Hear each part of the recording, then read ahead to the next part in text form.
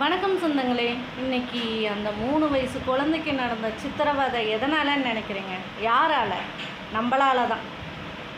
பெண் குழந்தைங்க வளர்த்துறவங்களாகட்டும், ஆண் குழந்தைங்களை வளர்த்துறவங்களாகட்டும், ஃபஸ்ட்டு பெண் குழந்தை ஆம்பளை முன்னாடி எப்படி நடந்துக்கணும்னு சொல்லி கொடுங்க. பெண் குழந்தைங்களை வளர்த்துறவங்க ஆண் குழந்தைய பெண்கள்கிட்ட எப்படி நடந்துக்கணும், எப்படி பார்க்கணும்னு சொல்லி கொடுத்துருங்க. நாம் மட்டும் மாறாப்பு போட்டு முக்காடு போட்டுட்டு எதுவுமே தெரியாமல் மூடிக்கிட்டா இருந்தால் மட்டும் பத்தாதுங்க.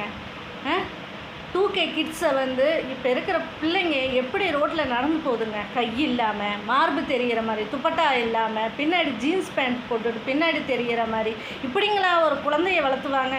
அது பார்க்குற ஆம்பளைங்க எந்த ஆம்பளைங்க சஞ்சலப்படாமல் இருப்பாங்க சொல்லுங்கள் பார்க்கலாம். ஆனால் உங்களை தொட முடியாதுங்கிற காரணத்துக்காக அந்த சின்ன குழந்தைங்களை இப்போ தொட ஆரம்பிச்சிட்டாங்க. இனி எங்கே போய் முடியும்னு தெரியாது. அதுக்கு காரணமெல்லாம் நாம் தான், நமக்கு நடந்துக்கிற விதம்தான்.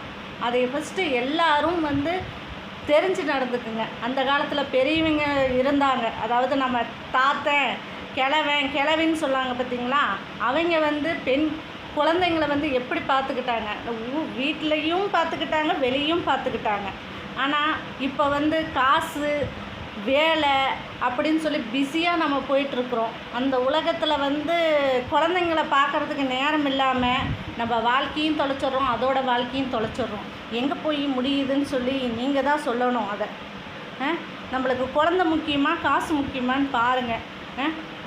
படிக்கிறாங்களா, வேறு ஏதாச்சும் பண்ணுறாங்களா, என்ன ஆக்டிவிட்டி நடக்குது அவங்களுக்குள்ளார அப்படின்னு சொல்லி யாருமே பார்க்குறது கிடையாது. அதுக்கு உண்டான காரணம் முழுக்க நாம் தான். நாம் முதல்ல திருந்தணும். அவங்கள பிடிச்சி அடிக்கிறதுனாலையோ தண்டனை கொடுக்கறதுனாலையோ எந்த ஒரு தீர்வும் ஆகாது. என்ன, நம்ம நாட்டு கலாச்சாரமாகட்டும், வடநாட்டு கலாச்சாரமாகட்டும், எல்லாரும் ஒன்று தான்.